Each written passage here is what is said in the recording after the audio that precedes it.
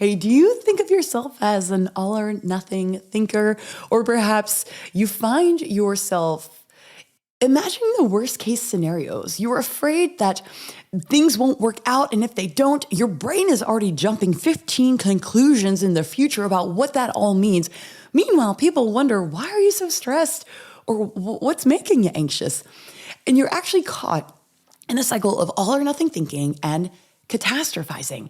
It's this type of thinking when we blow things out of proportion, we expect the worst, we're waiting for the other shoe to drop, and it's a byproduct of an all or nothing thinking brain.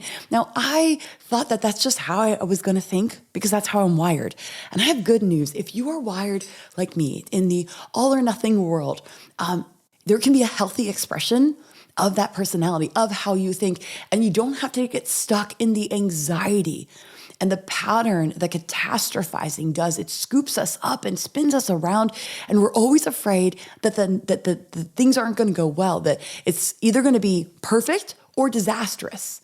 And I want to teach you today that you don't have to see the extremes in everything, that there's a way to find the neutral ground. And when your brain does offer you patterns of catastrophizing, there are some simple ways. I'm going to give you simple tools today to neutralize the catastrophizing, to get out of the all or nothing thinking, what I like to call the black and white thinking. We're going to get into the land of gray together, y'all. And so this episode is for you. No longer do you have to feel that pressure that if this doesn't work out, everything will fall apart. That living on edge and thinking, gosh, if everything will fall apart at any moment. Or if this doesn't happen, they're going to think this. And we often catastrophize in our own mind about things that aren't even going to happen or things people are thinking about us that aren't even happening. If any of this resonates with you, you're in good company. Today's coaching session is going to give you the tools you need to neutralize catastrophizing, to find the land of gray in black and white thinking, and to be encouraged along the way. Hey guys, my name is Trish Blackwell. Welcome to the Confidence Podcast. This is episode number 636. We're coaching today on catastrophizing and all or nothing thinking, as you've already heard. What is catastrophizing? It's a cognitive distortion. It's a byproduct of the tendency to expect the worst or to blow things out of proportion. Now, I'm not saying that somebody that catastrophizes is negative. In fact, we're often the most positive people. But in our brain, we are very proactively doing, overcompensating because our motivation is at the back of our mind. We're afraid, well, if we're not perfect, then everything will fall apart. Or if it doesn't work out, well, then what would that mean? And then we come up with maybe 5 or 10 contingency plans. So it's not that you think it's all going to fall apart, but it's that you kind of 10x the pressure on yourself to have all these other options versus trust that you'll be able to pivot as you go. This has been a lot of the deep inner work in my own life. I started with coaching and therapy on this and really learning it started with one of my conversations with my therapist 10, 12 years ago, that she truly said something that blew my mind. I've already mentioned it. And I wanted to slow down because it's so valuable. It changed how I thought, and it changed the possibility of what I thought was possible for me. That as a black and white thinker, there are a lot of pros to that. There's a lot of benefit to being a very intense thinker. But there's cons, and we want to be becoming the best version of ourselves means becoming the healthiest expression of our God-given personality, which means if I am identifying as a black and white thinker, and really, I didn't identify it as like how I thought about other people, really more about me. I'm either doing really well or I'm not doing well at all. Like I'm either pretty or catastrophically ugly. There was no in between in my measurement of myself. It's either an A+ or you failed, right? So that black and white thinking. So my therapist at the time said, hey Trish, I just want to introduce you to the concept of a beautiful color that we like to call gray. And I was like, I don't want to be gray. That sounds boring. She goes, no, healthy. expression of gray, which means you can be a flexible thinker.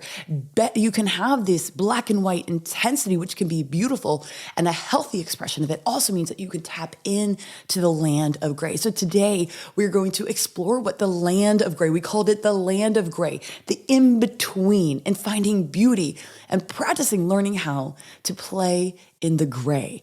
And one of the things, reasons we're doing this episode is we had a listener reach out. She said this: "Hey Trish, I love your podcast. I just finished episode 629, which by the way, I highly recommend. It's on bullying, mean people, and catastrophizing." Now we did start talking about catastrophizing in that episode, but as she points out, it was not in depth enough. And I'm wondering if you could do an episode more in depth on catastrophizing.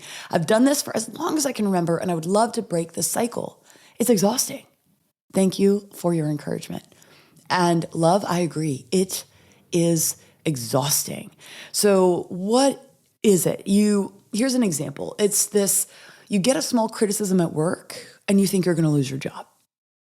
You gain 1 pound and you convince yourself that your body wants you to be fat, and you think that you're on your way to gaining 50.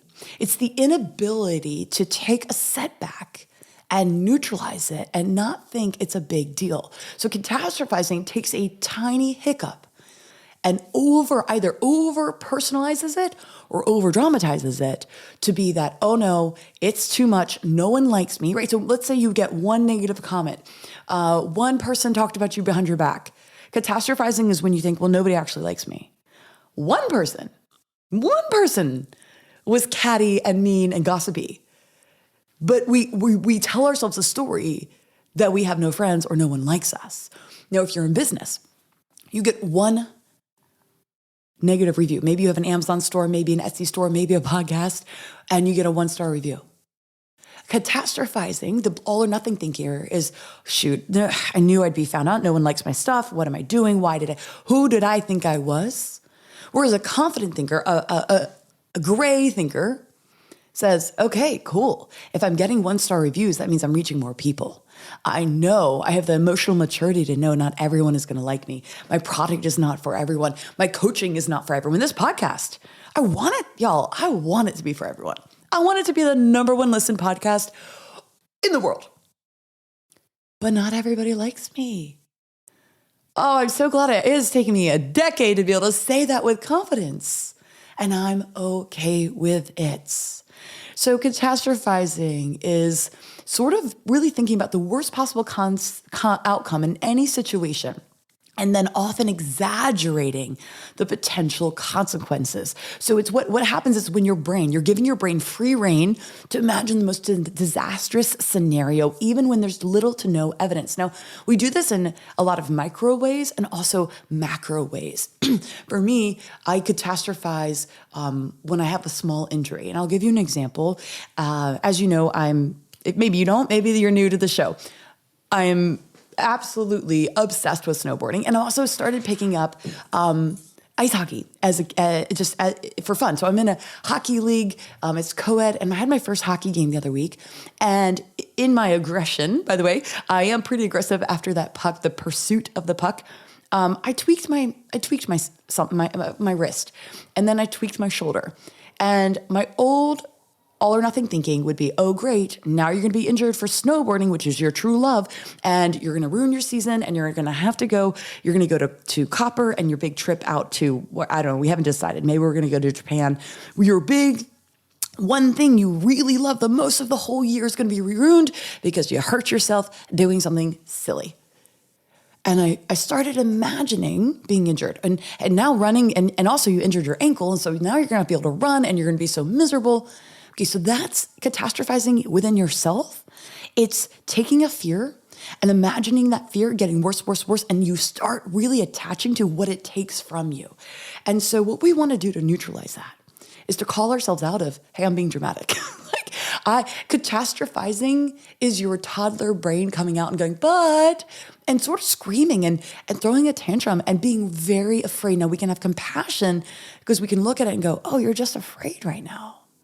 And I'm able to talk to myself and say, babe, it's okay. People get injured all the time. You strained. Honestly, I just strained my forearm because my hockey stick got caught in somebody, right?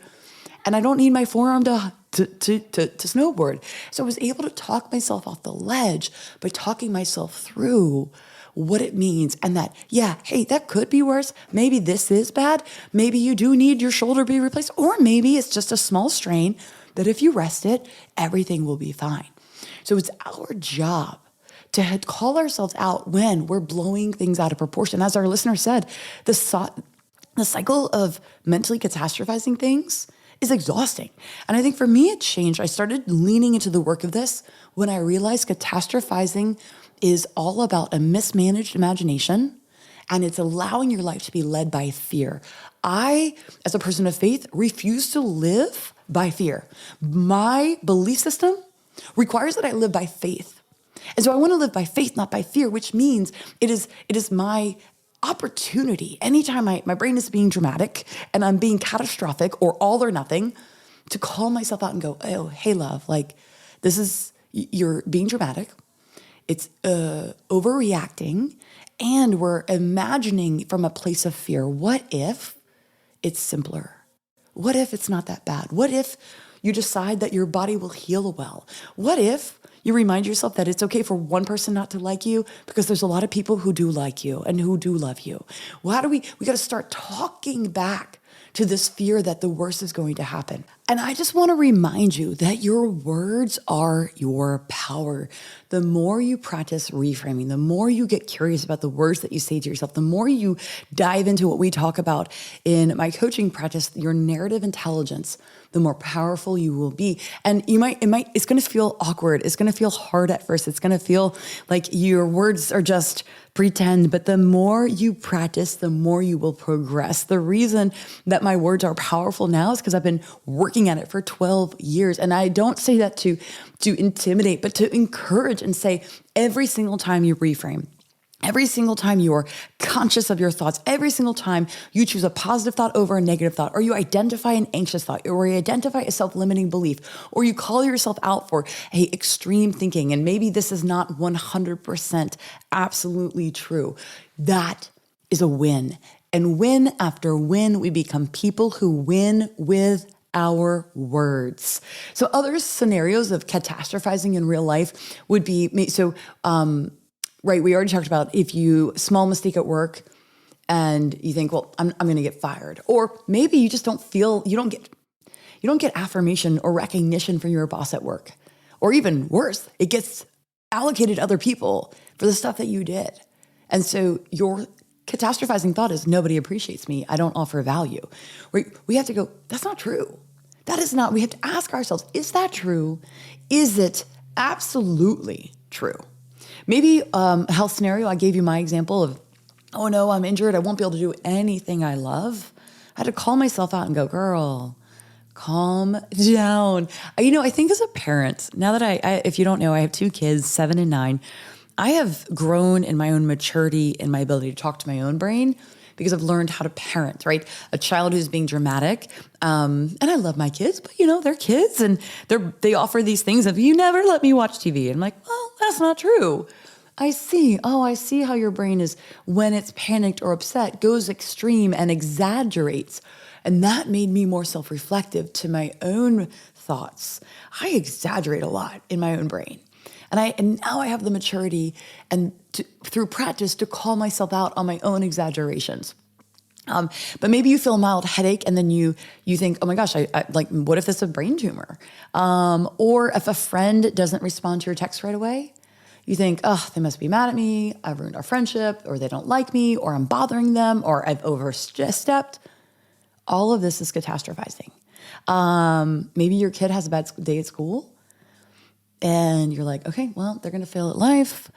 Or your kid throws a tantrum, or your kid says something rude or steps out of line or something that's disappointing to you. And you're great. I failed at parenting. They are going to have a disastrous life and it's all my fault. Catastrophizing. Maybe you, in a social situation, stumble over your words, and maybe during a presentation or during an interview, and then you find yourself beating yourself up and go, I am completely embarrassed. Everyone must think I'm incompetent. And then I'm not qualified. Or maybe you got an unexpected bill and you immediately think, oh my gosh, okay, great.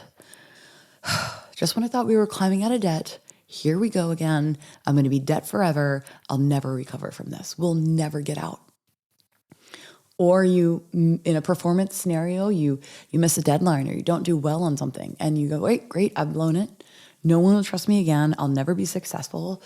So these are all small ways that catastrophizing is so extreme and exaggerated. And as you can see, like, you can understand how much anxiety and fear this creates. This creates this internal suffering that on the outside, other people are like, it's just a bill. You're like, oh, I know, but I'm stressed about it.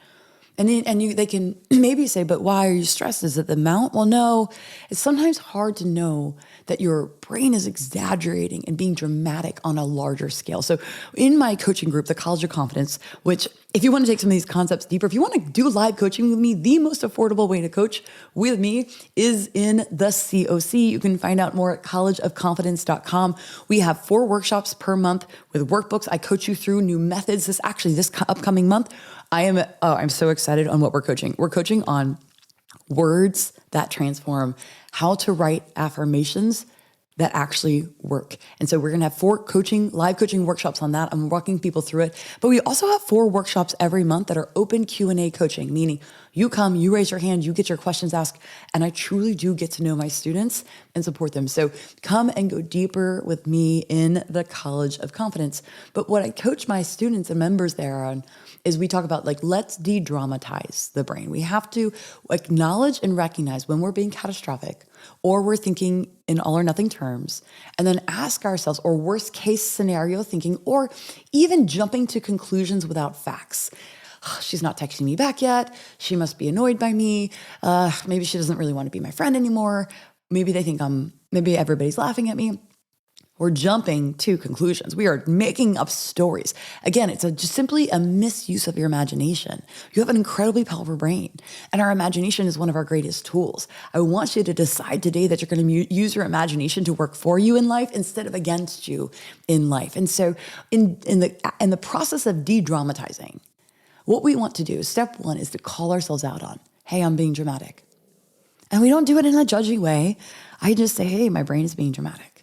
Okay, cool. How do I neutralize this? How do I talk back to it? And so here's how we do it. First, we have awareness. You catch yourself in the moment, just like I said, and you recognize this is catastrophic thinking or dramatic. And then you reality check. What is the evidence for or against this thought? Is this true? Could I be wrong? Could this possibly not be a big deal? What if this is just a little hiccup? What if it's not so bad? What if she's not texting me back because she forgot to charge her phone or she's busy? Then we challenge the thought. I need you to challenge the thought. We do that with pen and paper. You write it down. You write the dramatic thought, and then you challenge it, the irrational thought, and you say, what is another story I could say? What would Trish say to me? I would say, here's the situation. What would she as a coach say to me back? What would a good friend say to me? What would God say to me?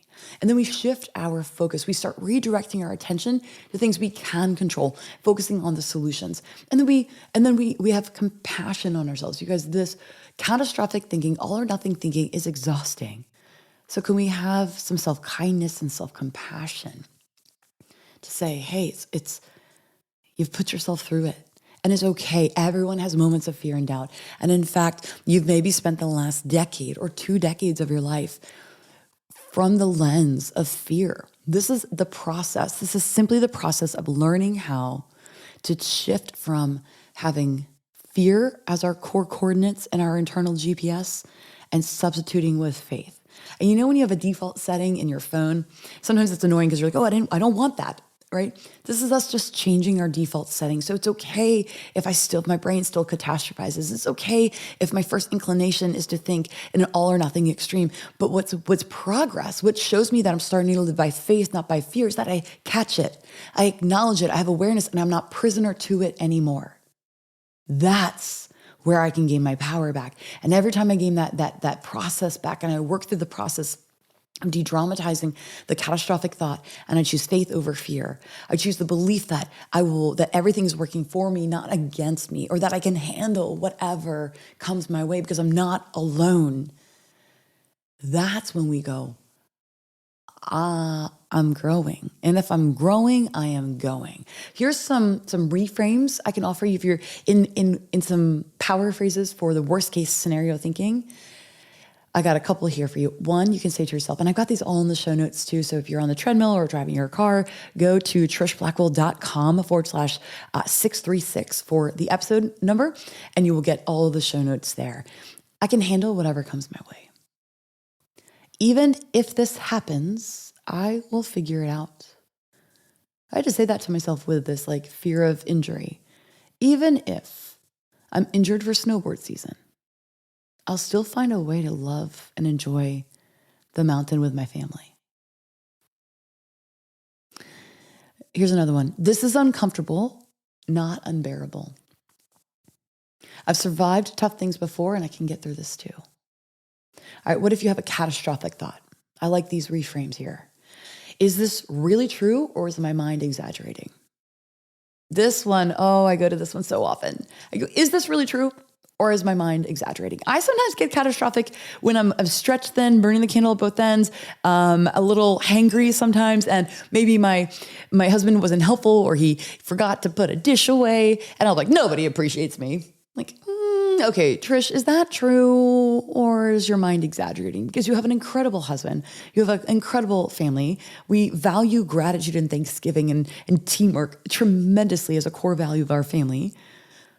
You may not feel like he appreciates you because he forgot to put his dish away, but like, that's the dramatic brain. That's Trish 1.0's brain, not Trish 2.0's.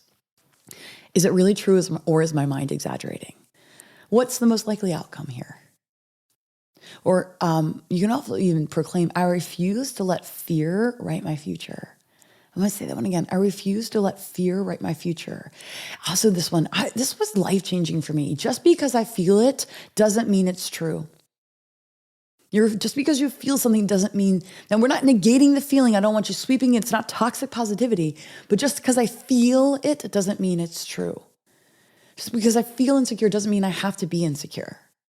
Just because I feel afraid and I feel like, maybe this won't go so well, and maybe I am really injured, or maybe they really don't like me. It feels really like, just because I feel that just doesn't mean I have anything about the story true.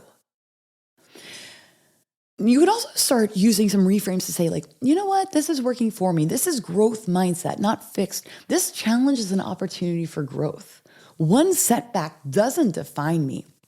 I trust myself to adopt, be flexible, find solutions, progress, not perfection. And then also, if you're someone like me whose nervous system gets very activated when we're a state of exaggeration or fear, we can calm the nervous system by saying, I'm safe right now. Right now, I can handle this. I choose peace over panic. I choose peace over pressure. This is a feeling, not a fact. I breathe in calm and I breathe out worry. And so I want to encourage you today, if you've been struggling in this overwhelm and overthinking and fear and the truth is like you're passionate, you're working really hard.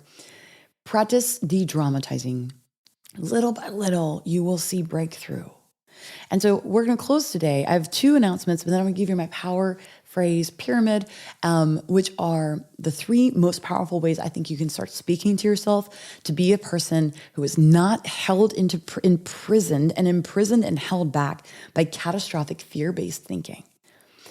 Here's the 2 quick announcements. One, there's the final sale on my Happy High Achiever method. It is designed to help you trust yourself and not put so much pressure on yourself. It will absolutely help you with catastrophic thinking, with overthinking, with the pressure that high achievers put on themselves. You can find out more at trishblackwell.com/HHA. There's a $700 off sale happening right now. So that is a limited time. Make sure you put in the coupon code podcast. Podcast will get you $700 off of that course. It is an incredible course. And then we have a new course, Habits that stick. If you want to revolutionize the way you approach habits and make habits easy, go check out trishblackwell.com/habits. Here's our power phrase pyramid to close us out. I'm a powerful, flexible thinker. I'm a powerful, flexible thinker. You see, I did not think I was a powerful thinker. I did not think I was a flexible thinker. And so I had to start to believe that I could by saying this over myself. And I want to remind you that one of the most beautiful things about the brain is always changing. Neuroplasticity is the brain is creating new neural pathways over and over and over, and we're renewed every day. Just because you've thought one way your whole life does not destine you to stay stuck in that thought pattern. You can, and I repeat, you can change the way you think. I am a powerful, flexible thinker. Power phrase number 2, I operate from a place of faith, not a place of fear. Make that declaration over yourself. And then finally, I believe that everything works for me, not against me, right? I believe that God will turn anything that happens in my life. The worst case scenarios will work out for my good. Guys, if you enjoyed today's episode, let me know. Leave a comment on Spotify or YouTube, or leave a review. This is one of the most effective ways for us to show our reviews. In fact, I don't think we've gotten any new reviews in the last 2 or 3 weeks. So do me a favor, love on me, please, and leave me a review. Let me know if you love the show. And if you do, please hit that follow and subscribe button and share this episode with a friend that you love. Sharing is caring. Go out there today. Go be more of who God created you to be. Be you. Be free.